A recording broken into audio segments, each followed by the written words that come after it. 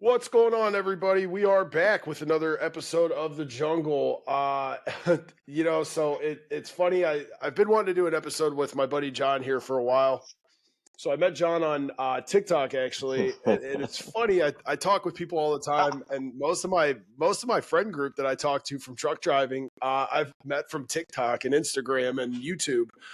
I talk to guys all day long. John's one of them, but it's super funny because my daughter, I took her to go get her temps this morning, and I was telling her who I was doing the episode with, and she's like, "Wait, you guys are friends?" She was like, "You guys are always bickering back and forth on TikTok and arguing, and you're making videos about each other." And I was like, "No," I was like, I was like, "That's my homie. We just joke." Yeah, I So, insulted you. That's how we met. yeah, but no, how we started talking and going back and forth on TikTok was I was making videos about parking my semi illegally, and John knows a lot of heavy toe ops and heavy toe wreckers, and we started jawing back and forth, making videos back and forth, and I would take pictures and post my truck in front of signs that was like no semi Come parking. on And now.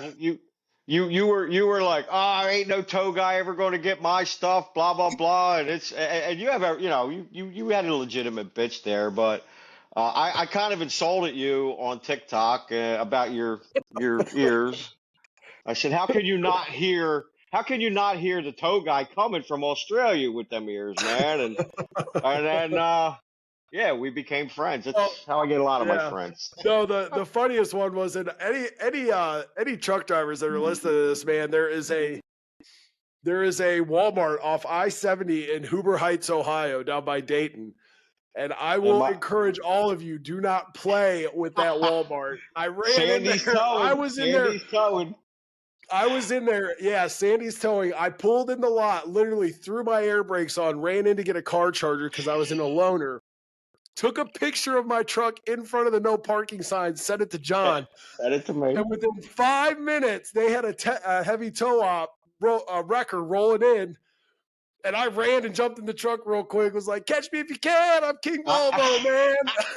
I had nothing to do with that. I made no phone calls because Chris is now a friend of mine. But No, yes, that was funny. yeah, it was funny. So no, but I appreciate you coming on here, man. So guys, John is basically one of the key components in the slow down, move over initiative out on the highways. John he's been doing tow ops for years. He is I've had very no. I've not been doing tow ops for years. That doesn't sound good. I've well been working with tow ops, and I'm a tow working truck with, operator. yes, I don't do the yeah. tow ops. Maybe no, can't even say that. The female. Well, just get more technical about it, dude. Let's get weird. So anyway, um, But no, so he has a huge heart for guys getting hurt and getting hit on the side of the highway. And as a tow truck or as a semi operator, I fully support what John's doing and I love what he's doing because I think it's very important. You know, he keeps up on the statistics, he goes to conferences, he speaks to like trucking companies, so on and so forth, about the importance of when you see lights on the side of the road, you move over. You slow down, you move over, you get out of their way. There are people just trying to do their job. So I wanted to have him on though because he's got his hands in all kinds of stuff across the board. He's got an awesome comeback story as well. Um, he's not a great tow truck operator. He's a good guy, but he's not good at his job. I mean, he still hasn't caught me. So, but it's coming, guys, buddy. without It's further, coming. but guys, without further ado, this is John. He's my homie. John, say hi to everybody. Listen, when you got them two radars hanging off the side of your head, it's hard to sneak up on you, I can bro. hear you coming, bro. I can hear you coming from 20 miles away. So, so anyway, yeah. So that's how I met Chris. I mean, he was a little aggravated and angry, and after after he saw that, he was very he took it well. And yeah, so I a lot of the people that watch me and follow me know me and know my story, and my story's pinned to the top of my Facebook. Um, so I was hit, and I was actually out of towing full time. I was a heavy equipment operator, and I towed nights and weekends when I was running equipment, and I was on a construction site at the end of the day, and getting ready to open the road and helping the laborers pull signs to open the road, and there was an impatient driver. He was actually wailing on the horn, yelling out the window. Um, and I basically just was like, hold on a minute, and I turned my back, and the next thing I know, I was getting up off the ground, and gentleman took off, and the adrenaline kicked in, and so I instantly chased him. And I chased him for it was about a football field and a half, maybe two, before he parked in front of his office, and tried to get out and run in like nothing happened, and I was right on his bumper. At the time, my adrenaline was flowing so bad. Uh, yeah, I ran on foot and caught him. So, but I didn't feel no pain, and Your so that injuries. that was actually the start of a pretty much downward spiral, which I almost didn't come back from, and so I continued to work. It was the end of the day. I went home. I was sore. The next morning, I woke up. Of course, I was sore. Um, Went back to work, and the next day, did my job, ran equipment, backhoe, all in pain. It was my left shoulder, and about 4 days later, and I didn't go to the hospital. I refused treatment.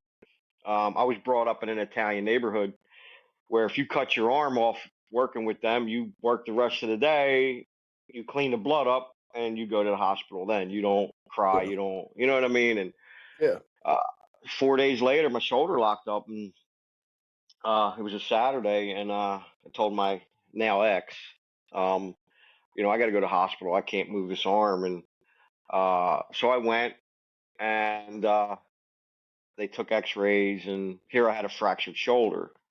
So I had been 2 years clean off of pain medication from a previous accident for my lower back. Um, Boom, here's a script, 90, and it kind of was it lit the fire, and it wasn't slow. Going from being 2 years clean, but the amount of pills I was eating a day from the first accident, because I was on them for 10, 12 years. And so I was taking a lot. I was buying everybody's scripts in the neighborhood in the beginning. So that ignited the fire again. And so that happened in April of 2015.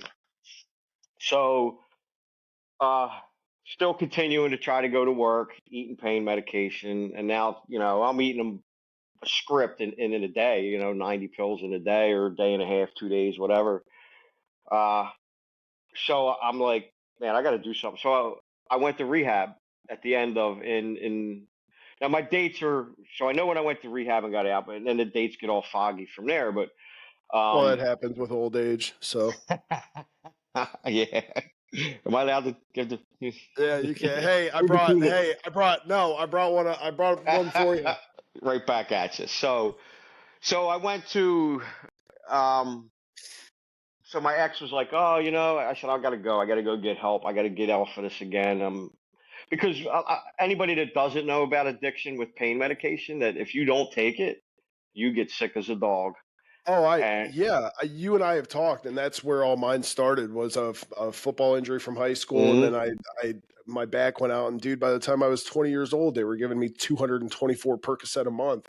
And Right. what's wild is, like you said, you just said they're giving you 90 a month, and yours were probably gone in what, a week, Uh, if that. No, I was a rolling. day and a half. Yeah, I was, It- and I look back on it, and I'm like, I can't even eat more than 4 ibuprofen now without my stomach just being torn up. And I'm like, how was I doing that to my I body? I, Like, I swallowed 10 at a time every yeah, time I did them. 10 at a time. That's what I was up to. So they're mixed with acetaminophen, and so I went to rehab the end of 2015, and I went in, and they swore up and down because the amount that I was eating that my liver was shot. yeah, Thank God it's not. Um, so I went through, was in there, and I did a previous rehab with my first pain medication addiction, which I walked out after 2 weeks, but I continued to stay. After I got, the detox, I continued to stay clean, like I said, and that lasted for the 2 years up until this point. And so I'm in the rehab, and they don't, anybody that's been in rehab, they don't allow you phone calls the first 4 or 5 days. And, my ex she said she was behind me, and you know, so that's kind of why I also did it. Um, so I'm in there, I make my first phone call to her, and she hit me with the don't come back. Yeah. And she hung up on me. So it kind of bothered me a little bit. I mean, our relationship wasn't really a loving relationship for years, but I was comfortable. So I was in that, you know, going to work, coming home. I have somebody at home. My kids were getting older. I think my youngest at the time was probably 12, 11, 12. I don't know, 2015. I don't even know. Um, so it kind of hurt me, which I kind of was like, wow, like, I was kind of upset. Even though I didn't feel the love, I mean, but I was comfortable, like I said. And Yeah. so I'm like, wow. And so now I'm in this, I don't know, I'm not far from my house, but now I'm homeless. Like, well, I'm in the rehab. So they were offering me, if I wanted to do the extended stuff, and I don't think I needed it. And so I got out, nowhere to live. I slept in my car. That lasted. It didn't last that long. Couple months, 6 months, 4 months. Uh, you know, working here and Let me, there. hey, can I stop you real quick? Let me ask Sure. you because I always like to get people's uh, feedback and answers on this. So, just to go through the motions, like you're hit by a vehicle, you end up hooked on pain pills, you end up going to rehab. Okay. Your girl leaves you, you're living in your car. What was your driving force to stay sober? Like what was Oh, it the gets worse. It gets worse. So, okay. Well, keep going. I um, didn't mean yeah. no, you're good. So from the point that I'm homeless, I ran into an old boss who I didn't see eye to eye with back in the day, and he had a room for rent. So, I was basically living there. So I moved into this room and living there, working at his auto shop for peanuts, because he had me under his thumb. Um, I was he would give me eggs and potatoes. So I ate eggs and potatoes where I'm going barely able to buy anything, going to the local convenience store, stealing the ketchup packets, so I could have ketchup with my eggs and my potatoes that I cooked for 2 months. Like it was like a so I was still clean, everything was good, and the guy that rented the room next to me, um, and I was warned. I was like, hey, he's an addict, a recovering addict from what my old boss knew. And um, so I got to know the guy a little better, and here he hands me a couple pills, and so it was like first time I'm like, nah, it's all good. And then second time, yeah, I took them. Now I'm like, all right, now I'm in pain. So anybody that's been on pain medication, so I'm going to explain. Well, the people that haven't been on pain medication. So how it works is you're in pain. Your brain tells you you're in pain, so you eat the medicine. You go about your day. When that starts to wear off, your brain's like, I need more pain. The addiction grows, um, your brain's telling you that you're in pain that you're actually not in. So it's like a psychosomatic type of. That's how I explain it. Yeah. So a couple of them or whatever. Now I'm fresh out of rehab, so the it's still in my brain, because it takes about a year or so for the brain to heal with any type of addiction, from what I'm told. Um, so I denied it the first time, then I took it the second time, and then now, a couple of days go by. I'm like, I'm good. If I could do a couple a week, I won't slip back into that initial addiction. You know what I mean? Like, Yeah. um, yeah, that didn't work. So No, then he never ran works. out. He ran out, and I'm like, fuck. Now you're getting.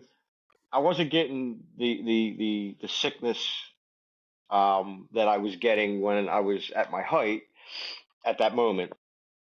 And but anybody that hasn't been addicted, so how it works is you don't have the medication, so you go into withdrawal. And the withdrawal can get really, really, really bad. And in your brain, if you go get something, you're not going to be sick. So it's like a cure for the common cold is go get a pain Yeah. medication. Because you get flu-like symptoms, night sweats, restless leg, um, among with all the other nasty I stuff that think comes most with this. I think most of my time in active addiction, I think most of it was me literally just fighting not to be sick. Right. You get to that point where it's not fun, and where It's a you don't job. need it, and it's a full-time fucking job, and you're Yes. working 90 hours a week at it. Like, Uh-huh. Exactly.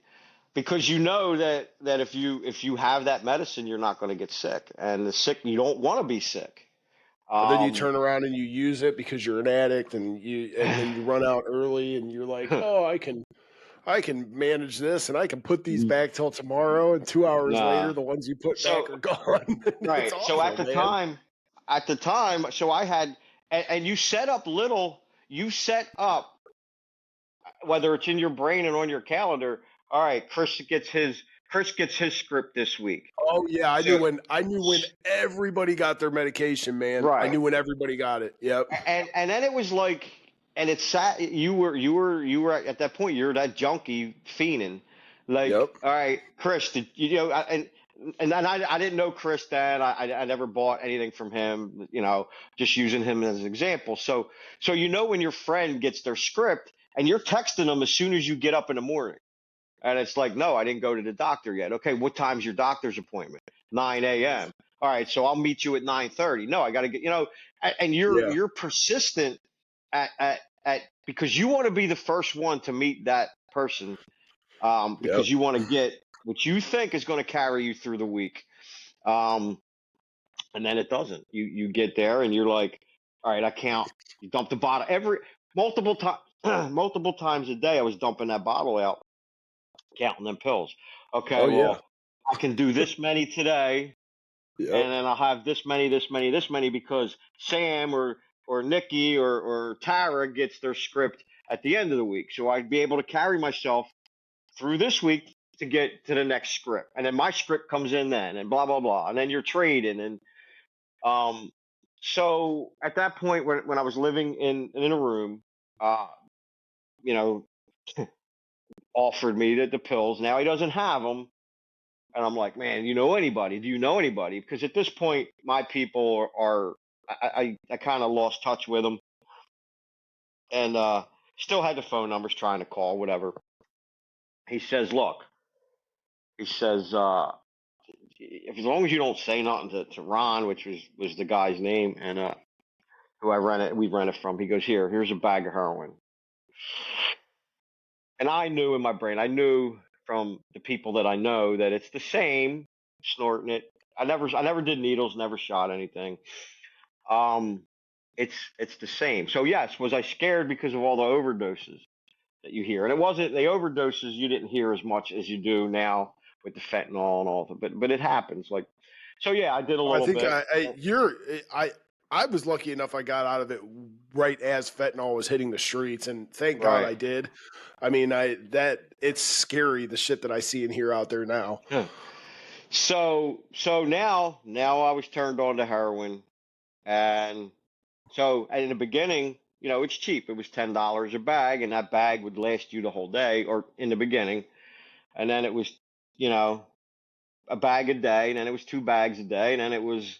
I got up to the point where I was snorting 2.5 bundles almost every day, and that's 28 bags or 28, like almost 30 bags, right? So it's 14 per bundle. So those of you that don't know, and I was snorting that much, like it would, and thought I was functioning, Yeah. um, because I don't hear myself slur, I don't hear myself, just You don't see stopping yourself and nodding out. Yeah. right, like so yeah, so it got to that point, and so now I'm taking on side jobs, and working at the garage, doing odds and ends, concrete. I did a lot of concrete. I had my own concrete business back in the day.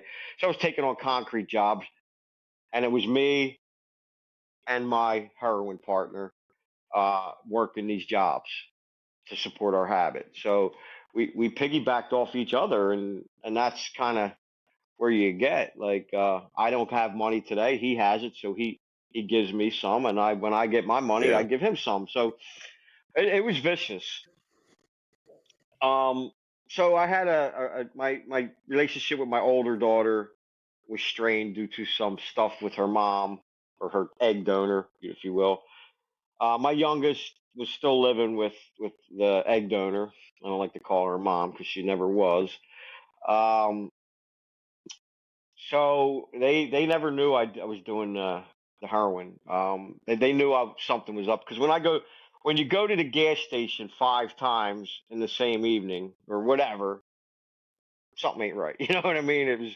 I Yeah. always use the gas station or whatever, and so even when I was doing mostly the pills, I couldn't go anywhere, vacation or nothing, to uh, without having enough medication to get me through. I thought I went to Oh, Australia. my vacations, the very few that I took, I planned them around the time of the month that I knew I was getting my medication the day Right, before. right, Yeah. Everything revolves exactly. around it, man. Yeah. It does. You don't realize it, but it consumes every inch because you wake up and you may have enough to get you through the day, but you know that if you don't start looking for that person that Yep. has that next script or bag, whatever. Well, and I mean, So not even that. You're supporting other right, addicts too, because if you're not right, supporting them, they're not helping you out when they get theirs. Like it's right. just it's a vicious cycle, man. It's gross. So It's now I'm on the heroin, so now it's just easier. You call the dealer, and yeah. you spent so much money, you can get a couple bags for free, and so And the thank God dope I man's didn't go. always willing to front you a little bit. Right. And I can laugh. We can laugh about it now. I mean, I don't dwell on my actual clean date, so I'm going on 6 or 6.5 years clean. So, That's and I have awesome. no desire. So now, yeah, so now I'm a full blown heroin addict. I'm just not shooting it. It's like just why not shoot it, stick a needle in your arm, kill yourself. Like, um, so I was such in a depressed state and mind. Um, I knew that from doing Rex over the years that a train versus car. I don't know why a train stuck in my head to do it, and so now I'm going to commit suicide because I don't want to live this life. I don't want to be homeless again. I don't want to be that uh, person on the street begging for change. Like that's not me, and Yeah. not knowing where my next food. I was never a quitter. Um, So I'm sitting at the railroad tracks and, basically in tears, high as fuck off of heroin and waiting for the next train. I knew that if I were to drive my train or drive the car in front of the train, they would be able to find me. It would do the job and they would be able to find me. Because if you just That's an go ugly and way to jump, go, man. right, if you jump in front of the train, you're going to be all over the tracks if they find Yeah. all of you. Um, and I guess I was kind of being courteous to the responders, like, hey, you ain't got to worry about searching the tracks for my pieces because I'm all contained in this car.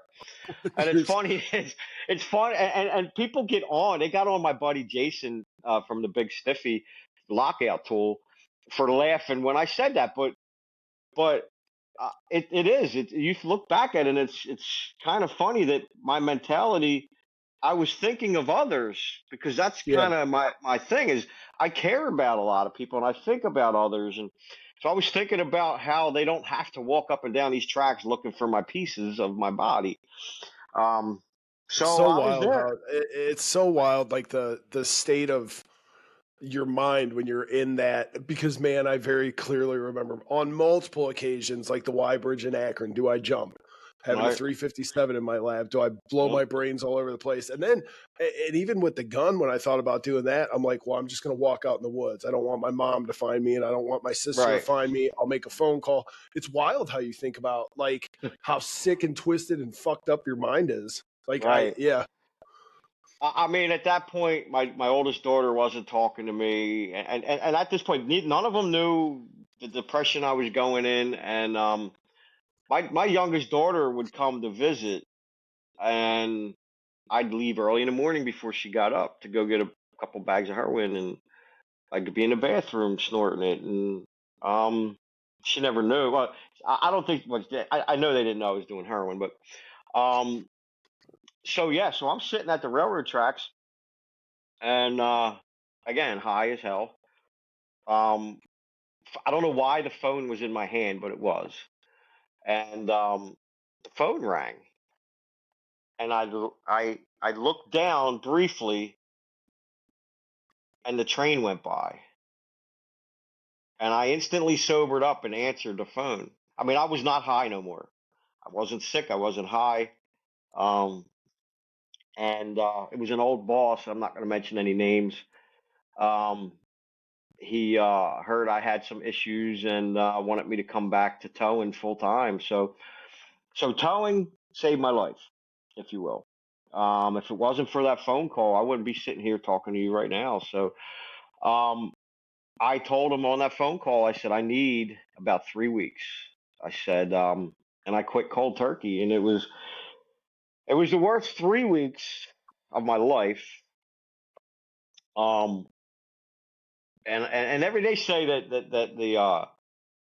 the withdrawal is only 3 to 4 days and you're good. It was it went 3 weeks and beyond. Well, It was and mentally, it's you have the long term effects of. I mean, right. your dopamine receptors aren't functioning properly. You're not the normal chemicals in your brain that keep you happy and allow you to be emotional. You're just numb, and it, like you said, it takes like a year to even It start like it feeling something was again. I pushed through it, and so how I because I'm still in the same neighborhood. I'm still in the same route. Well, I got so I was still in the same room, actually. Yes. So, see that this is where all the dates get foggy for me. Um, Well, it's old age, but again, I'll let you have it. so, so I got the 3 weeks. I went into work, and it was doing, towing and police recoveries, and I was so weak and just drained. I mean, I was tired. I couldn't get enough sleep. Uh, I couldn't even. We had a gate that we rolled, and I had such a hard time pushing that gate open. I was out of breath. The fatigue was unreal, and it was mainly the fatigue, and the weakness and the. But I pushed through, and I kept myself busy. I would go into the when there was nothing to do. And there was no calls, so I worked 24/7 on call. Um, and I took every single call that came in. I didn't have, because I needed to keep my brain busy. And I went in. I would sweep up the yard to keep myself Can I busy. stop you and just say something real quick because I want to focus on something you just said, and I'll make it real brief. For anybody that's out there that's in active addiction, and you can rewind the clip and listen to what John just said. He kept busy and he stayed. He had no energy, but that's where, not to be cliche or anything, but that's where monsters are made. That's where guys Right, that are successful, girls that are successful, people that are successful in recovery and overcoming adversity, they put the work in even when they don't want to, when they're exhausted, when they're beat to the core, when they're physically fucked up. You put the work in, you just put one foot in front of another and you do it. And I can't stress that enough. And I kind of make this side speech every time I talk to somebody that says that, because that's where the work is put in. right, That's where the grit is. That's where it's ugly, where it's dirty, because it's so easy to go right back to the dope man and be like, hey, I know if I go get a bag of dope, I'll right, feel I'll feel a billion times better. I'll be able to right. function. So anybody that's going through that, just understand that's part of the process, and that's where true progress is made. That's where monsters are created. That's where your success and your foundation is going to be built on. So go ahead, man. Absolutely. Yeah. No, you're good. You're good. So, yeah. So I didn't hang with the best of friends, growing up, and my mother died when I was 17, so I kind of was in and out of the addiction, drinking with other. But this was the hardest. This was nothing like I've ever experienced trying to get clean. So I ditched all the negativity. I got rid of all the phone numbers. Um, I just went in and kept myself busy. Uh, and then it was the hardest thing. Like, and that lasted. It was no overnight success. It was for, I would say, a year before the fog in my brain I started to see a little bit more clear. Depression, I that's why I kept positive. I'm a positive guy. I like to make people laugh. So Facebook, I got on Facebook and I post my goofy memes, and then spend a lot of time doing that to keep my brain occupied. But I tell you, when I was going to work, um, in a fog, if you guys are familiar with when medicine head, they call it, when you're sick and you take NyQuil and you're just foggy. That was me every single day for an entire year, like every day. And I'd catch myself falling asleep, when I'm sitting, just at, whatever. I would go in my car and I would drive somewhere and sit by the river and just, not, I call it nodding out. I wasn't on anything, but I was just so fatigued and drained that I would take a nap or whatever. And it was every bit of about a year and a half before I even felt I wasn't, I was rested. I felt rested. Yeah. And so with all of that, um, I needed a purpose. I needed just something more. And I think it was 20. I forget what the time frame was, but I went to my first tow truck driver funeral in the city of Philadelphia. Even though I was hitting a construction zone, and I've been in and out of towing all my life, and cars and all that, towing saved my life with that phone call. So when I started seeing and becoming more involved with these tow pages, and I started seeing all of these deaths, for tow truck drivers, and I'm like, how come nothing is being done? Like, you don't see anything about it. So I'm like, all right, well, I'm going to bring awareness. So I engulfed myself with all of this, and I started talking to people. I have a lot of friends that have lost loved ones, and I hate to build my friendship around that. But considering my friends from my past, and knowing that I can make some of these people laugh, and they forget about their issues. So I got to really become friends with a lot of them, and a lot of relatives and family, a lot of tow truck drivers, and I just basically took my negative situation of what I went through and pushed for a positive difference. And so I just started. Everything was towing. My life, Facebook, and at this point I had left. So it's been about a year and a half. So I'd left that guy and I took a job running cars from Philadelphia to Pittsburgh. So that would get me out of any kind of possibility of if I had any downtime for somebody to call me or run into me. Um, and I just ran cars 3, 4 times a week, Pittsburgh to Philly. And anybody who knows that's about a 5 hour drive one way. And I would pick up cars, drive 5 hours, drop, pick up cars, and drive 5 hours back.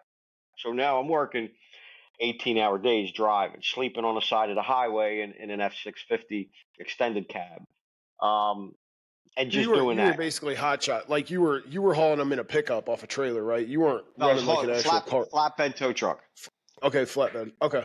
Yeah, And there's no air 650. ride in those, so Yeah. that's a rough ride, dude. Well, I had airbags, no air seat, Oh, but did you? airbags. Okay. Yeah, the guy I worked for was very comfortable. It was a very, he bought nice stuff. Um, Okay. so knowing, my background in towing was always wrecks and roadside assistance and helping people. But so I'm running these cars, and it was probably 4 years, I guess, that I worked for him. No, 3.5, whatever. Again, timelines are just so. I started to back off and get in, get more into the roadside, trying to get into it, roadside assistance. Um, so about 2 years ago, I guess about 2 years, no, about a year and a half ago, I was working with a friend of mine and had some negative people starting to reach out to me. Now I'm multiple years clean and I have no desire, but I just didn't want them phone calls. I didn't, I blocked the numbers or whatever. But I'm just like, I'm working for my friend in Morgantown, PA, which is about an hour from Philly, and helping him build his tow business.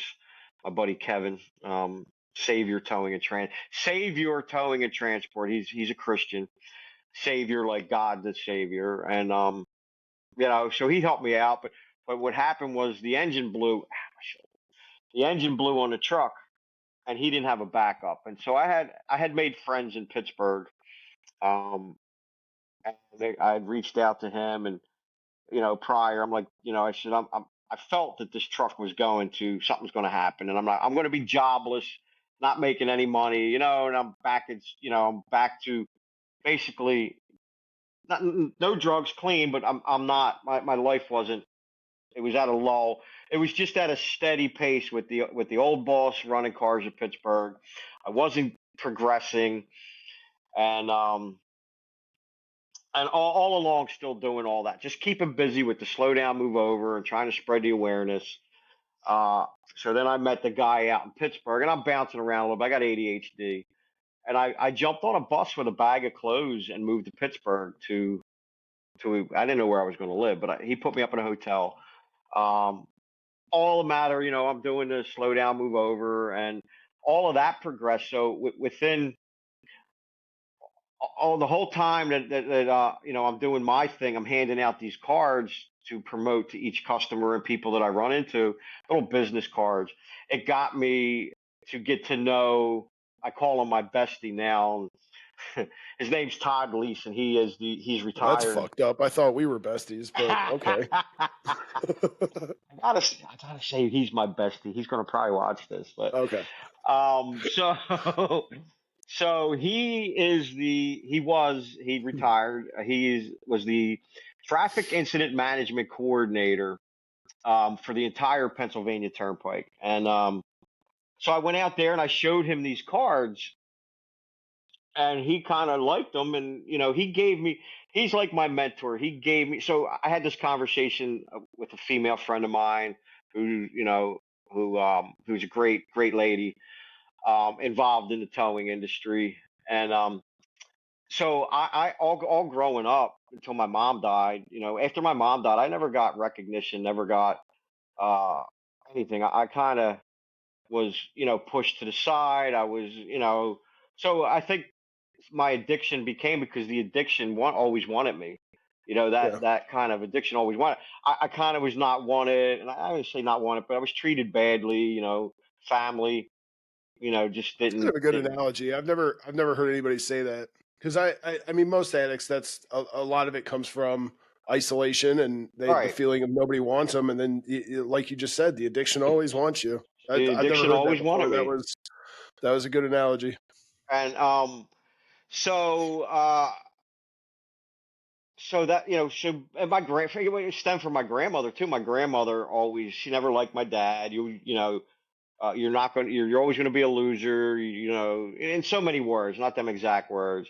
She had said something to me that really, really hurt me. And I'm not even going to go into that. But so the addiction always wanted me. So, I mean, I did the other stuff, the cocaine and methamphetamine back in the 90s, the drinking. So jumping up to here. So I met my bestie, Todd Lease, and took his class, and again, multiple years clean. He liked the idea of my cards, and he kind of gave me that little bit of extra push to continue harder for pushing the slow down and move over. He invited me to a state meeting. It's called Penn Time, which is Pennsylvania Statewide Traffic Incident Management Group. And so now I'm like, oh wow, this high level guy that this guy runs the PA Turnpike. Like, never thought in my wildest dreams that I'd be friends with somebody like that. You know what I mean? So from there, um, I went to the meeting, and he loved the cards, and I continued to keep a relationship with him, and you know, uh, I continued what I want to do, pushing for the slow down, move over. And I'm like, well, there's no radio, no TV. So I pushed for radio, and I was able to get a little thing on the radio, hip hop station in Philly. Not my type of music, but I'll take anything. So from there, I was able to get a connection with the Beasley Media Group in Philadelphia. And at the time, I'm thinking, okay, it's a radio station. It must be like internet or something. Here it happened to be all the major radio stations in Philadelphia. I had gotten the vice president's telephone number, and I called him and he answered. And so he was like, I told him what was happening. So basically we're losing not only tow truck drivers, but we're losing responders, firemen, EMS, DOT, Safety Service Patrol, as well as troopers, police officers getting struck and killed on the highway. So I when I called them up, I'm like, we need to get this out on the radio, a PSA, and they were like, absolutely, we'll help you. And from there, so then I brought Todd in, and because I don't know how to come up with a PSA, so we worked together, and just being included and being accepted, um, within that kind of these people are high level, people that Yeah. I would never consider friends back in the day when I was in active addiction, and they would not consider me a friend by no means. But they're now including me in their emails Yeah. and working with me, and then inviting me to these groups. Um, and I went to a thing last year. It was Northeastern um, Transportation Coalition, and that's a thing set up um, with people such as heads of the state police of Maryland were there, different other entities, other tow people, people from the Pennsylvania Towing Association, and other DOTs from all over the East Coast, uh, and these people now know who I am. Like I made it's been such a whole whirlwind of good things and positivity. And so that guy right there, by praising me and telling me that he liked my cards and inviting me, gave me the extra fire and push to not even want to fail. I don't like to fail anyway. And so now my mission and my purpose on this planet is to do things such as this and go to these events. And I spend a lot of my own money going to these events. And I'm now involved with a group. I'm involved with Emergency Responder Safety Institute. They do an amazing job at videos, training. They do a whole lot more. They're bringing the towing industry more involved with first responders. I was able to get them a booth through some connections last year and this year to be at the tow show, to get some corporation sponsorship to fund. So a lot of this stuff is funded through the nonprofit. All the handout materials that I have um, are nonprofit, and the money just isn't coming in. So I work with them, Cumberland Valley Volunteer Firemen's Association, which is another nonprofit, and then another one that's set up by the head of the Turnpike, the guy, my friend Todd, is Tim Heroes. And so with all the stuff that I've been through and everything that I focused on the positive mission and a goal, that has gotten me to trips to Las Vegas for free, trips to Texas, trips to Florida. I was able to bring my youngest daughter to Las Vegas 2 years I ago. saw that. Yeah, that was cool. Yeah. We went to, and that was all. So my first year was one show. The second year was four shows: Florida, Texas, Las Vegas, and Baltimore, which was picked up by a corporation. a very good friend of mine is like my son, or he calls me his son, Andrew Meinster, and How old is the guy? had Like 100? no. He's younger than me. He's in his 30s, maybe 40. I don't know. He's going to get mad at me for that.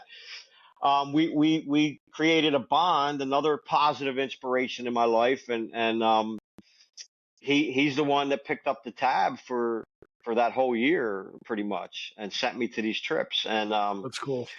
um So did you get a and he sells tow 501c? truck Do you insurance if you need tow truck insurance. what tow truck do I drive? Not you, the Oh, people in okay. general. Okay. If you give me his link, I'll put him up on the website for you. Because Yes, I'll I'm gonna definitely. it'll be up under the plug on the website. So anybody that But wants when to that go and tow check truck out, comes to get your illegally parked semi, then they may need that insurance. I have a very unwell pit bull in the back that I will just let out of the truck. It's fine. He's nuts. And It'll be he fine. rolls his own window down too. Yeah, he does. He's a trip. He's in my window right now crying because he doesn't have eyes on me. Aw. So So go ahead. You were uh about to say. You were no, going to man, say like something. do you have, is it an official nonprofit that you have Yes. established for Slow Down Move Over? Okay. It's timheroes.org. Okay. And I think there's a link on there. It's still in the beginning stages. So what I'm getting at, so I was invited by the Utah Professional Towing Alliance to come speak at their event in October, with another well-known internet slow down move over guy, Tow Truck Wags. So we were invited to Utah to speak, and they now just invited us back next year in October, or this upcoming year in October, to speak again at their slow down move over thing. But they also invited me and him to Las Vegas in May, and to work the booth with them to spread the awareness. So I will be set up at the Las Vegas Tow Show in May, with some handout materials and some places, some links so you guys can donate, because a lot of so even though the very first year most of my trips got paid for, or second year, whatever, last year I funded most of my trips with an allowance from the tow truck insurance guy, Andrew, because I'm out there trying to get him customers as well. I've done a lot of funny, funny, goofy internet type commercials for him, along with I linked up with the Big Stiffy lockout tool, which Yeah. sells the Big Stiffy. So So if you let's talk about, I want you to plug your TikTok real quick too, because there's a few guys on TikTok, and I'm friends with all the guys that I literally talk to on the road. I'm not even kidding, and I'm not exaggerating. Just about every single person that I call during the week and spend most of my time talking to are guys that I have met on TikTok. right, Because for those of you that don't know, there's a whole other world of TikTok out there that is trucker talk and tow right. truck talk, and it's wild. But I've met a lot of really amazing guys. In fact, a couple of them are on here commenting, Zach and Andrew and Mike. But let's talk about your TikTok real quick, because I was on your TikTok this morning. I think you're up to about what, 30.6 thousand followers. 30,000, yeah, plus, yes. Yeah, 30,000. You've got something like 300 and some thousand likes. Like, you have a pretty successful social media following. I Right. get on and I see you dressed in that dumbass hot dog and chicken suit. You walked into your daughter's work. Weren't you wearing the hot dog and you walked into your daughter's work and demanded Yes, food I or have the something? hot dog outfit right over here too. I can put that I on if you like. honestly, I legitimately thought you were going to get on and do the episode in one of those dumbass outfits. Well, I have a traffic cone as well, and I actually thought of that, but I'm like, it's, I mean, I can go do it if you want me to. Hey man, whatever floats your boat. But no, I always enjoy your page because like I said, and like I was telling my daughter earlier, that's how we met. And Right. there was a lot of banter back and forth, a lot of stitches back and forth where I lost my old page. That was my big page, and I haven't really tried to work to get this one back up. I don't Queen care. Volvo. That's who he is. Queen Volvo, that's it. King Volvo, but nice try. And his merry little princess posse. Dude, do you know I didn't think it was appropriate. I was gonna get the video where he told you to shut the F up Oh, and play it. You playing in the can. middle, but I was like, I can't do that. I can't pull it now. I don't have it queued up, but Yeah, that was great. no, so but you've built a large social media following, and that's how we met, and that's how a lot of guys out here on the roads meet. But talk about your TikTok real quick. What got you into TikTok and what? So with all the stuff with the cards and I started watching these TikToks and I'm like, you know what? I don't. Why not try to do some of these slow down, move over PSAs on something like that, you know? And Yeah. so I pushed. I was doing it. I started, friending and other people, and I grew from a couple followers to 500, and my daughter was getting mad. My youngest daughter's, and and I would screenshot. So when it hit 1,000 followers, I'd send her a screenshot of 1,000, and then so anybody that doesn't know me, my youngest daughter, we have an amazing relationship. I have a relationship with my oldest. When my youngest was little, she would come with me in the tow truck. She would come with me at the construction sites, where my oldest didn't. So the bond was a little bit different, a little bit. I hate to say tighter. I love both my kids. Um, There's and always a favorite. I'll never tell my kids which one's favorite, but I think they know. There's always I a don't like to favorite. say that, but we're a I'm little just bit more kidding. closer. And she's the spitting image of me with her sarcasm. Oh my God, it's just like I should have punished her more. Yeah, But mine's just about as bad.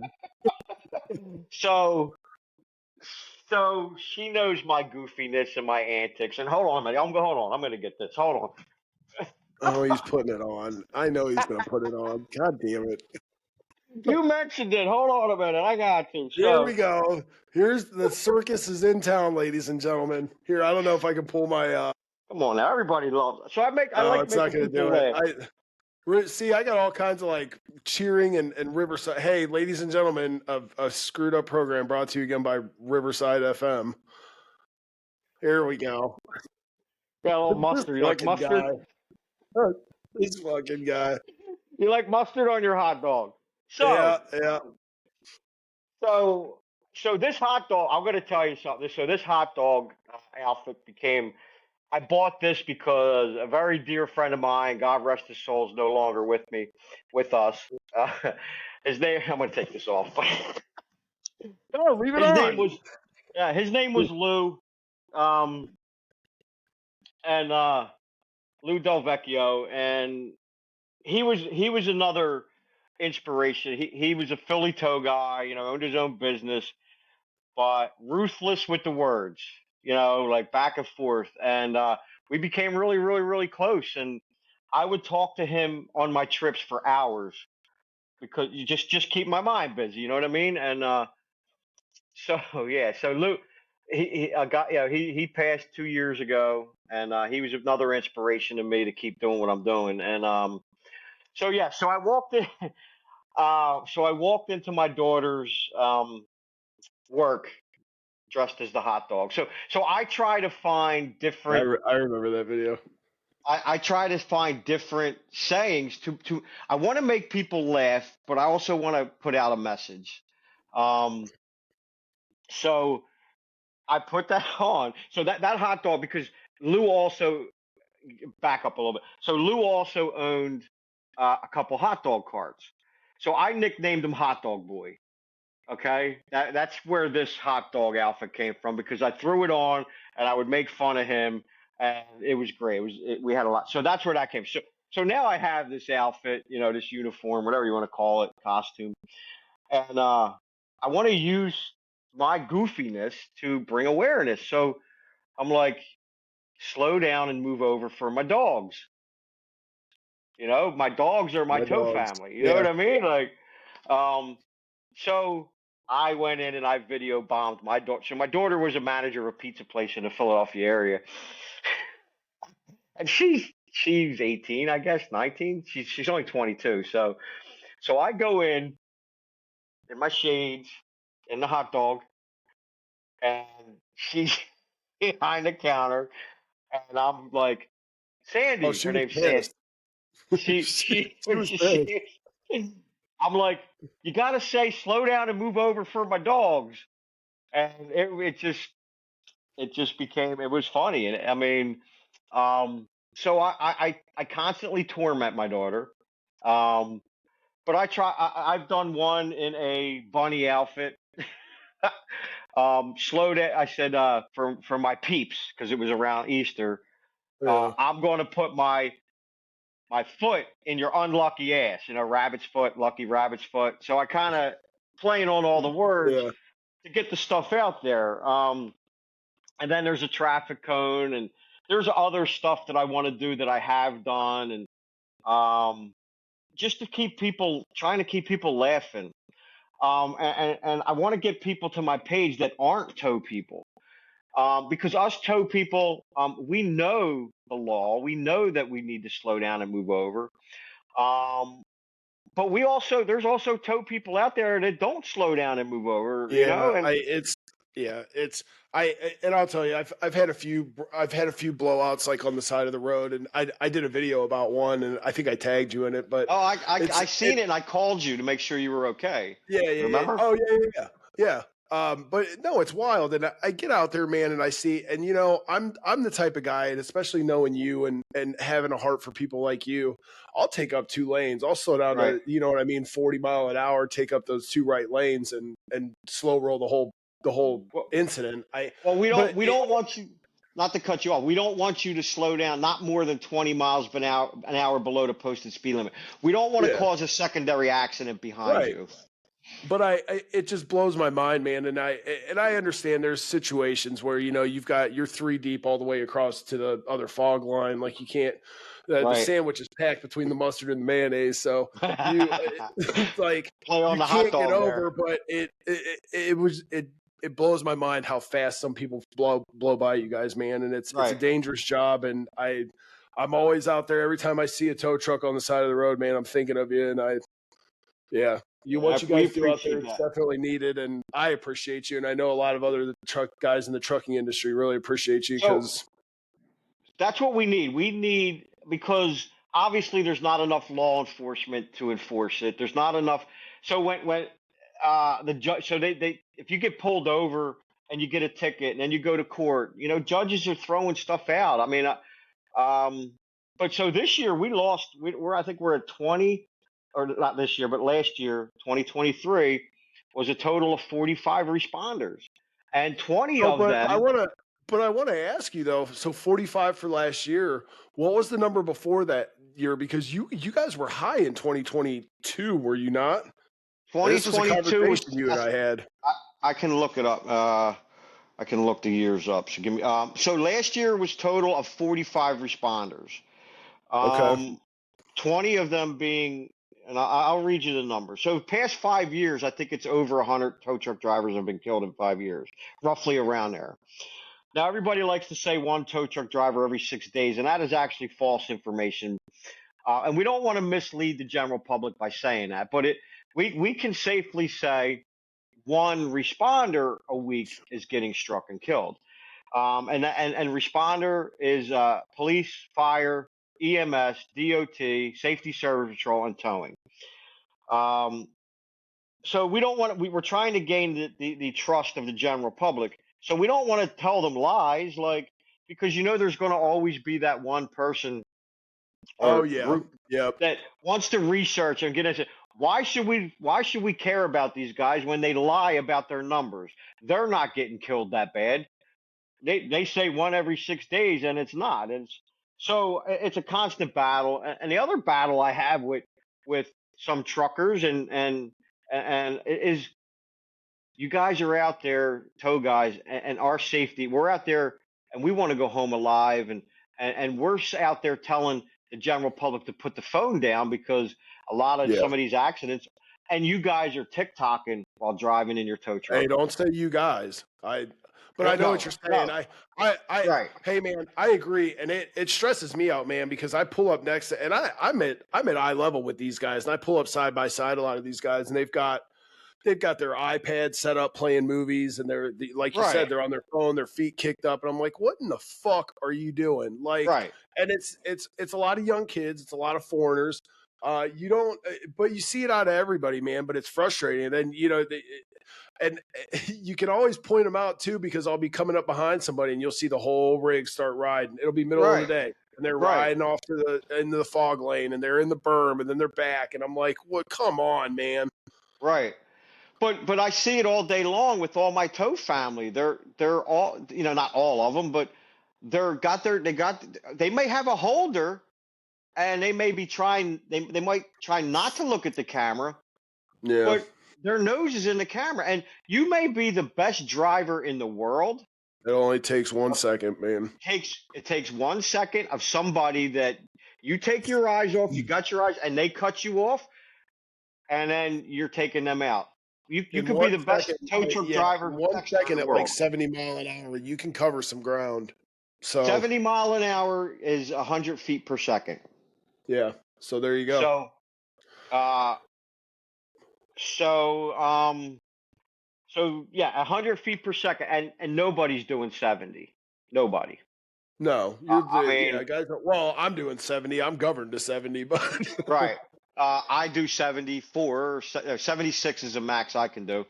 Yeah. But so at 100 feet per second at 70, so you're going 150 feet per second, or whatever.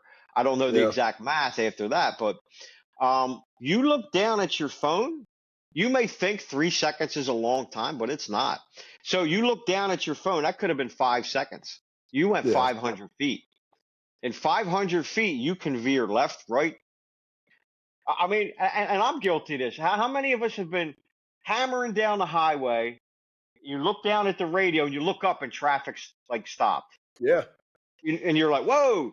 Well, just think of a human. So, and it's not only for flashing lights, because we get it. People don't like tow truck operators, and some people have a thing. Well, we don't get. And I see the comments all the time on TikTok where the scum of the earth lives in the comment section.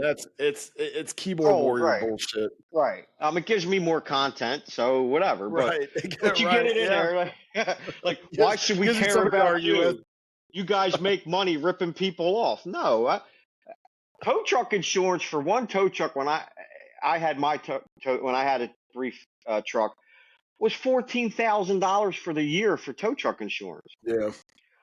So $150 5 mile tow or 6 mile whatever, is not a lot of money, because you got tires are $300-400. You got expenses. Yeah. So, but they don't like tow truck drivers, and I'll give you a quick story in a minute. But because when you park illegally, we come and get you.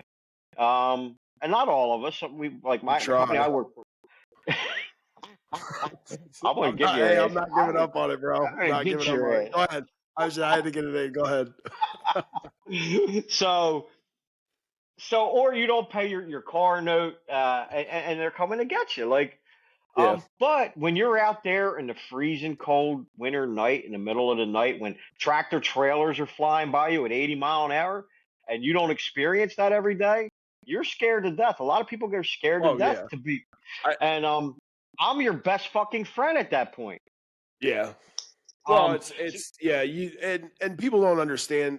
It's like all those old sayings: you don't bite the hand that feeds you. Right. I mean, you guys are out there. You're putting in work on the side of the highway. You have probably one of the most dangerous jobs in the United States. Yep. And people, it's just like truck driving, man. And I get it. There's good and bad on both ends. You have really great, like you're a really great guy on your end, but you also have you got those guys that go out and boot trucks. Right. Illegally. I just had a buddy down in where was he at? South Carolina. They run bucket trucks with chaser units on them. Right. And he pulled in, parked at a hotel, parked at a Holiday Inn, and it was a shared lot.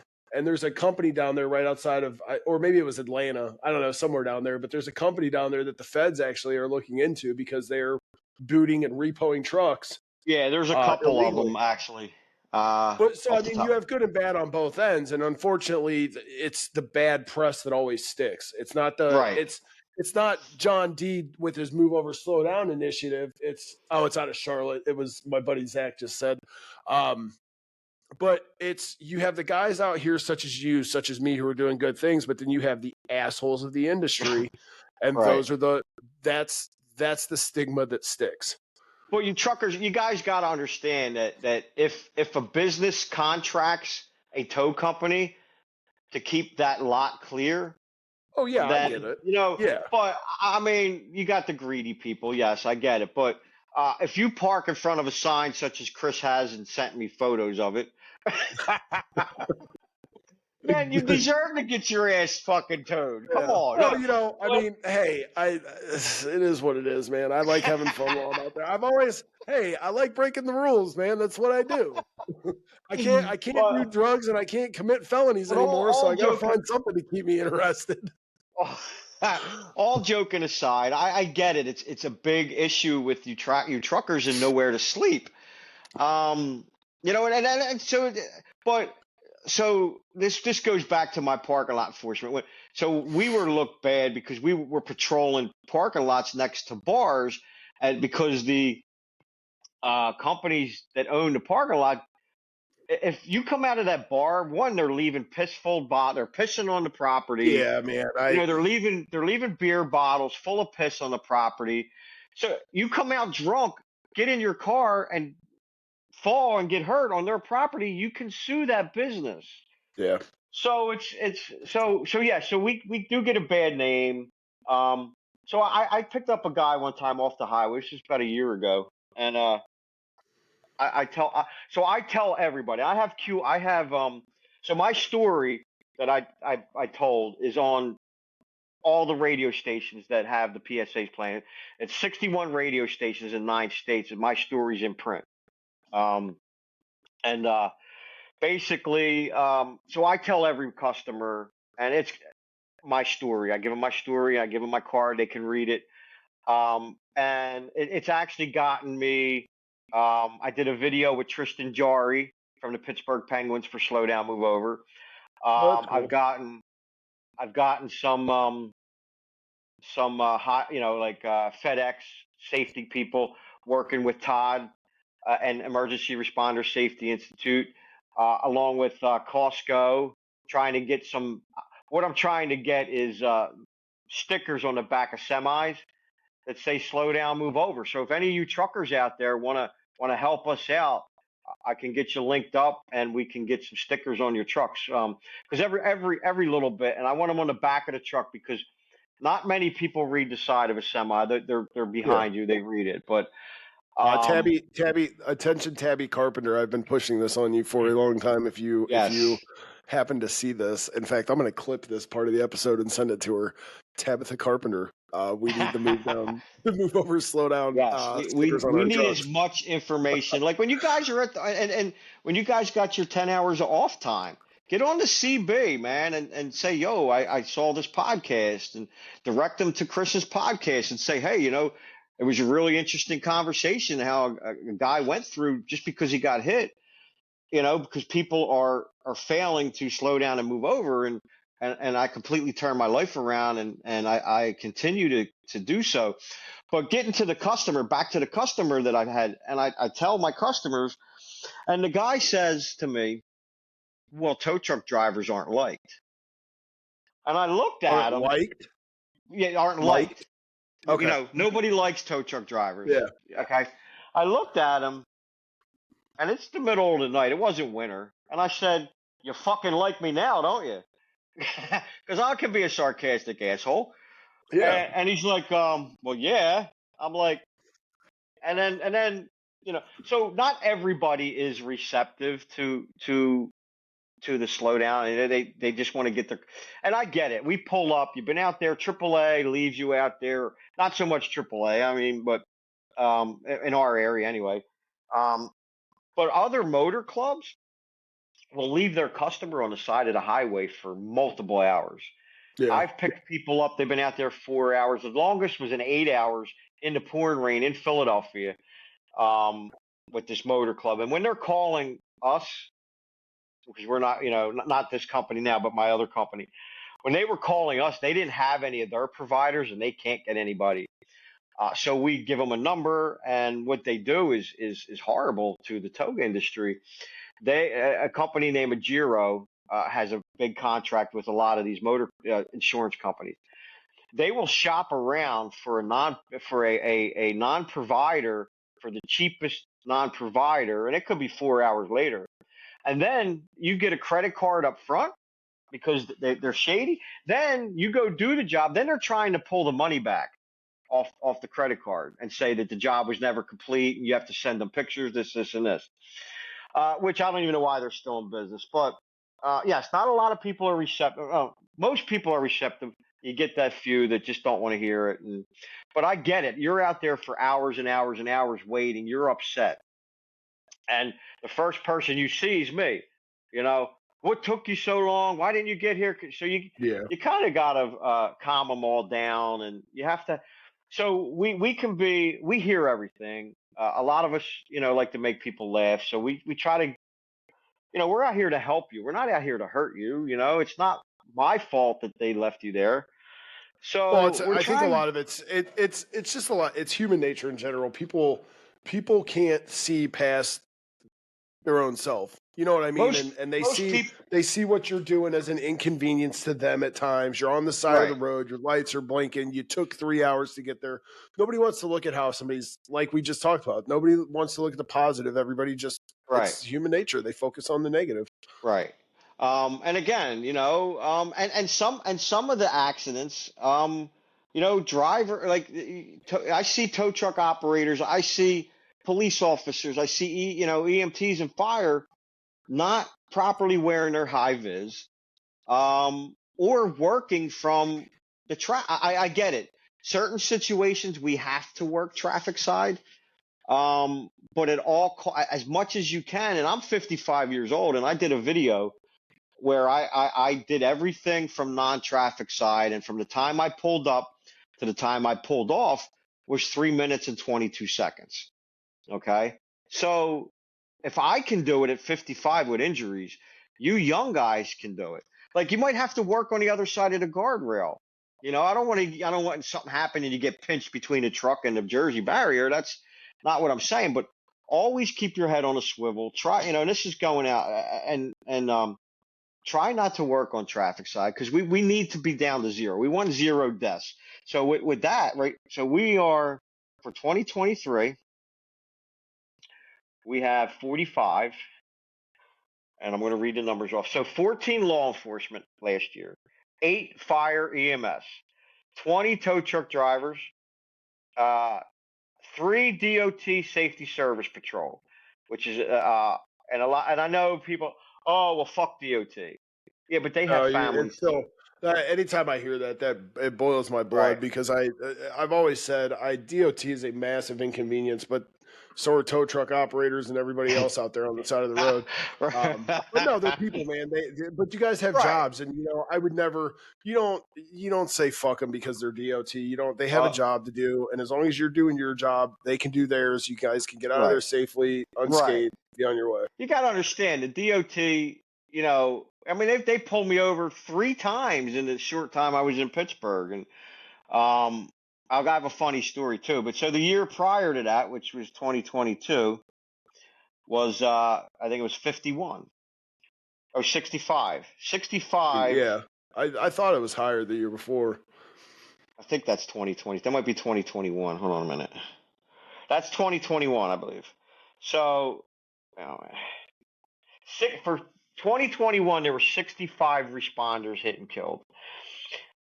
So 30 law enforcement, 9 fire EMS, 22 tow operators, 2 road service technicians, which are the guys that'll come out and change a tire on a semi, and 2 DOT safety service patrol, 65, and a year before. So it's been consistent, 45. I don't think so. That was 2021. I have to ask you real quick. I know there's construction worker deaths out there. Are those not calculated? And these are just first responder deaths. These are first responder category. The tow. So, I don't. So 46 in 2021, I think it was. So, 21 tow trucks. So each year we lose an average of 20 tow truck drivers. So for 5 years, it's been 100 tow operators, give or take. But construction's calculated because I believe I don't know. I'm not sure why they even though it's a slow down, move over, and you should slow down in a construction zone. Uh, Construction's high, but there's so many more construction workers out than on there the are side of tow the operators. highway. Yeah. You know what I mean? No, and So I said it and then it registered. so It's a whole different. per capita, it's Yeah. different. So I'm not exactly sure. Todd or one of the responder people can reflect on that or comment if they're even watching. I haven't looked, but so yeah, so that's all we want is, we have a family. So you put it to you this way: a lot of you truckers have had blowouts and are on the side of the highway, such as Chris. And I seen his post, and I called him to make sure he wasn't going to be sitting out there, because where he was, I could have, I have a lot of people all over, and I could get on Facebook and say, "Who's in this area? Can you go help my buddy out?" No, you've always. I've posted a couple blowouts and incidents that I've had, and you've immediately picked up and called. Right. And no, it's cool how you guys network. Because he's he's he became a really good friend of mine, and it should be just human compassion, because Well, you wouldn't yeah. want any of that, any deaths. You wouldn't want your sister, if you're not a responder, you wouldn't want your sister out there changing her own tire, getting hit and killed. Yeah, And man. it happens. Yeah. I mean, I think there's 100 and something motor vehicle accidents with death per day. I think I'm not exactly sure. Guy named Jeff. I mean, I look on my page. He's probably, well, I don't know if I have many watching, but here's okay. So my buddy Victor, he's I saw the Mexican. taco. Yeah, he Taco me Boy. taco He's about Mexican. We talk trash back and forth. I call him burrito. He calls me honky or cracker, and it's all good. So he's another tow op in Texas, very good friend of mine. So yes, we network, and we're not out to take everybody's stuff. At least some of us, or most of us. But No, but I the know, and like I said, man, the back and forth, the banter with the illegal parking. 9 times out of 10, if I'm rolling and I see a sign, I hop out, take a picture, then I'm rolling. I just do it for But we can't fun. get you because, like I said, that radar hanging off the side of your head. Yeah, man. Yeah. Hey, I don't stop moving either, man. I'm 4 days out and I'm home. I roll that whole time and I'm out. But so with all my negativity that impacted me almost for the tragedy, and I surround myself with a lot of families and that went through tragedies with being hit and killed, and I do not want to base my friends on my Facebook around somebody getting killed. Like, I've been to 8 tow truck driver funerals in 5 years. Yeah. One of them as far as South Carolina, and this is an interesting story. The advocate that I am, and more and more people know me, and this and that, and some of my friends say I'm famous. I don't see that me being famous, but whatever. I don't do old, none of this. I wouldn't say famous. But I don't do any of this for recognition. I just don't want anybody to go through what I went through. So the story in South Carolina, Will Ellis, he pulled up on a bridge. Somebody ran out of gas on a bridge. He pulled up. A state trooper backed him up. He was putting gas in the vehicle, and a hot shot came up over the bridge with their nose in the phone, hauling cars. I think he was hauling cars. And hit the trooper, hit the car, drove the car into the car that the tow operator, Will, was gassing up. That car hit Will, knocked him over a bridge. He fell 300 feet. Jesus. 300 feet to his death, was missing for 2 days before they found him. That stuck out in my brain, and I was working for the long haul company hauling cars from Pittsburgh, and he let me take the tow truck to a lot of these funerals, and I said, I need to be there. I have to do this. So he gave me he paid for fuel, and I drove a tow truck 10 hours to attend that funeral to make a statement. I mean, it was on the news. Somebody from Pennsylvania came down, and I've been on the news in Pittsburgh a couple times. I was at a funeral in Pittsburgh right before I moved where I'm at now, and So that was one. That was one that stuck out. And then the most recent one, Keegan, young man, uh, had his 14-month-old daughter in the car seat in the tow truck. He got out to assist the stranded motorist, where he was hit and killed. That one's a little emotional because my daughter, Daughter with him, yeah. my daughter used to come out in a car seat, when I would bring her in a tow truck, up to the age, of 18, when she was operating a tow truck and with me, and strapping it down, jump starting cars, operating the bed. She wasn't driving. She would drive the truck around our yard, but that one's actually pinned. If anybody wants to follow me, it's Tow Ninja 68 on TikTok. That I'm gonna put video, it'll all be up on the plugs page. Just so you know.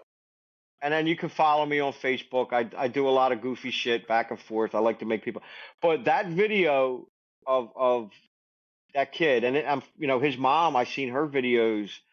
But that's how I make friends that way, and I don't want to make friends that way. Well, It's. yeah, but you have to understand, man. You're put here for a reason. Right. You have to take what God lays in your lap, man. And that's just Right. it's whether you want it or not. He's going to give you the path that you're supposed to walk. And to be honest with you, you're doing a great thing, man. Like you're a great guy. I love you to death. I love you too, bro. Every time we talk on the phone, it's nothing but laughing and like jabbing at each other. And it's I appreciate you, man. It gets lonely out there on the road. You know it does. I know. And I got a really great group of guys that I can a network of guys that I can network with and talk to on a daily basis, keep my spirits up. And you're one of them, man. And I appreciate that. But I think the point of you saying, I understand you don't want to make friends that way, but I think what you're doing is great. And I think you are giving a voice to an entire community or an entire industry that, it's frowned upon. And that's you're doing kind of what I'm doing in just a different sense. And we need more people like you. We need more people that even if it's just something little as far as throwing a bumper sticker on the back of their car and and we need better people in the world, man. There's too much garbage and bullshit out there, and it's. So if each person that watches this, or each person that I tell my story tells one person or two people they're having dinner with their family, tells my story, or just tells in general that it's a law. So I think it's like 70% of the general public does not know that it's a law and that this is happening to first responders and tow operators. And we're providing a service, to come out and change your tire, and it's just sad that I have to take mental breaks every now and again, because I'm in a group with that set up a bunch, and Victor, the guy that that commented the tacos. Is that Rob? Yeah, that's he's in the group, and there's multiples all over the country, and we keep up to minute tabs on all responders across the country.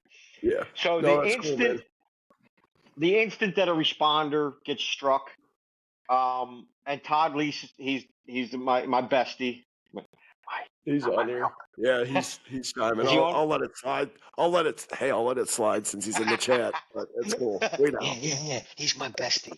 So Todd again has been a very inspiration. So he's in a group. So he does an amazing job along with Responder Safety Training Institute of calculating these numbers up to date. So the instant that something happens, it's in our group. Our group reaches out to the family of the fallen, or tries to, the towing, and the responders and all. So and they try to offer them comfort and different services. Some of them in there. But Todd posts, all these numbers, and Todd does an amazing job. Todd, again, he's my mentor, my bestie, and he's the reason why I continue to do what I do. Plus all the families that have lost fallen. But he spends a lot of his personal time, such as I do, and personal money to fund a lot of this. And that's why we need people to help donate so we can get um, more public education material. Because we cannot stop with the public education, and we all know this. So I just did I sell a lockout tool for the Big Stiffy lockout tool, and over the Christmas holiday, he gave, if you use the code, you would get 20% off your purchase, and then I got 10% in commission. So I took that commission, which was about $100 and something, and I donated it to Todd's organization, which I'm a part of, which is timheroes.org. And and then you got Cumberland Valley Volunteer Firemen's Association, which is another one. But Todd, again, it's to fund public education material, because we go and we get 1,000. So my printer prints up my cards, and it's usually like 200 for 1,000. I get it at cost, but then he adds 1,000, so I'm getting 2,000 for 200. So it costs money. I mean, it's not. So if you truckers can jump in, and I mean, I'm willing to pay for some of these stickers to put on the back, and they're probably 24 by 18, and it just puts the message out there. And I'm willing to put up some money if somebody wants some. Hit me up or whatever, and I will make sure I get some stickers printed through Responder Safety to put these on the back of the trucks, because it's that important to me, because I don't want to see anybody go through the horror and almost tragedy that I push through, because not everybody can push through it and go push through that depression and that pain and that. There's a lot of people out there that are still that's their life now, man, and it's a terrible way to live. But I push through, and I find different ideas, such as the hot dog outfit, to get people to laugh, and I have more coming. I have some more funny stuff, and then I throw in a really good. I'm not sure if she's watching, but Debbie Laudenschlager. So Debbie lost her son at the company that I work for, and it's kind of how, Ronald, you said God works in mysterious ways, and things happen for reasons. So I went to her son's funeral. I didn't know her, and I became very good friends with her, and she's like a sister to me now. And I'm actually working at the company where her son got killed. And it's just so weird how I go from Philadelphia as an addict to all of these places and meet all these people. And we've been to multiple places, events together, and she she does an amazing job at pushing the message, and she has. So I live with my injuries. She lives with the memory of her kid, and that sucks, man. Like I would go back through everything if I could give everybody that lost a loved one doing what we do back and not have them as friends. I would do that in a heartbeat. Yeah. Because I hear it. Like, so, I beat PTSD, not beat it, but Debbie, just talking to Debbie back and forth here and there a couple times, I suffered from PTSD from this. Like, I haven't had a PTSD episode in a long time, but there's a whole group, like a lot of people say nobody cares about us, blah, blah. There's a whole group of people out here, such as myself, Todd, Debbie, and others that are pushing the message that care. And we. Oh, go ahead. I'll wait. We need the towing industry and people to come up with creative ways, or just tell each and every customer that you have what's going on and share my story. My story's open. Like I said, I need you to send me over just a list of links, whatever you want on the website, and I'll put your logo from Slow Down Move Over on the website. Absolutely. We're getting more and more traffic, but I'm still in the infant stages, but I'm always, I'm here to help, man. I've pushed to get your stickers on our trucks. I'm definitely out here. I've got a couple buddies in here I don't know if Zach's serious about tow truck insurance or not, but he's, he's We commenting. can get you hooked But up. But no, man, I'm always out here for you. I am gonna go ahead and wrap this. We're sitting at about an hour and a half at this minute, and my wife just texted me and told me I'm done. But no, man, I listen, John. I love you, dude. I appreciate Love you you coming too, on and bro. doing this. I respect you, and I've met what is it, New Jersey Tow Junkie or whatever, and a Yeah, couple of the Matt. other guys.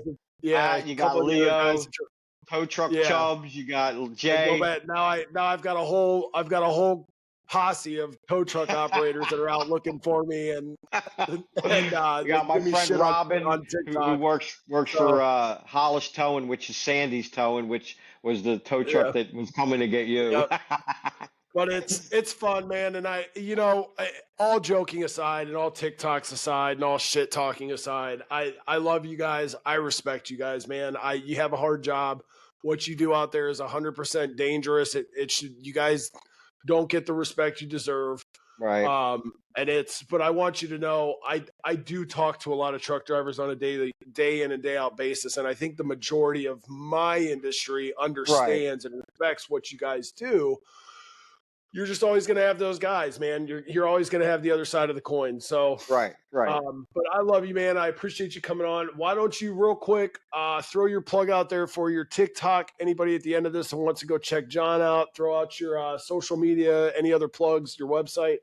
So I don't have a website, but I am on I'm Toe Ninja 68 on TikTok with So 30,000 gay. followers. I have the I have All right, listen here, Queen Volvo.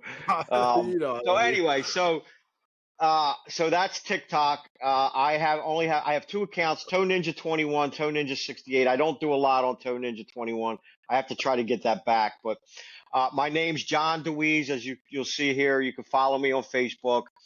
I am an open ear for anybody that's recovering addict or struggling addict. Shoot me a text or a private message, and I will try to make time to call you or text you or whatever. But Emergency Responder Safety Institute, which is respondersafety.com, timheroes.org, Pennsylvania, it's Penn Time, which is Pennsylvania statewide traffic incident management group. That's penntime.org.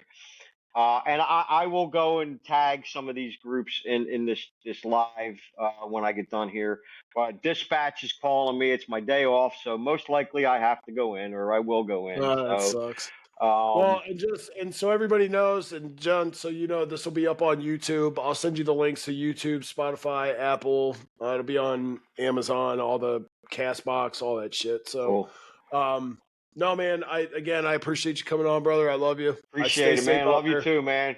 And I'll There's not, see. and I do want to reiterate the fact that I will say there's not a lot of guys that call. I do have friends that call and check up on me, obviously, but it's to me it's an awesome thing to have met you through social media like that, and it's just and you'll call and check up on me. Like, you'll see the TikTok. I was straight on the side of the road. You're like, dude, are Right, you close? Can I help? Where you at? I'll come. I'll right, come. And I'm like, no, I'm in right. Ohio. But that's cool, man. And it speaks volumes to your character, man. And I'm at a point in my life where I surround myself with just good guys. If you're not progressing, and if you're not doing something positive, or you don't have a positive attitude, I don't really want shit to do with you, you know? Right. Well, Um, I gotta make sure you're okay, because I started off our relationship insulting you, and you're a pretty big guy, always at the gym, and I don't want you to beat me up. So, no, it's hugs before clubs, bub. exactly, man. And Chris has become a very good friend of mine, and yes, I do check up on him. I check up on other tow ops that I have numbers for, and I'll send them a private message, because this job ain't easy. We see a lot of bad stuff. We see Yeah. accidents. We see families. We see just as much as the firemen. And we clear these wrecks of fatals, and so we do have. I'll check up on a lot of them. That I'll send them messages, and I watch closely. If I don't talk to you every day, I watch people closely through.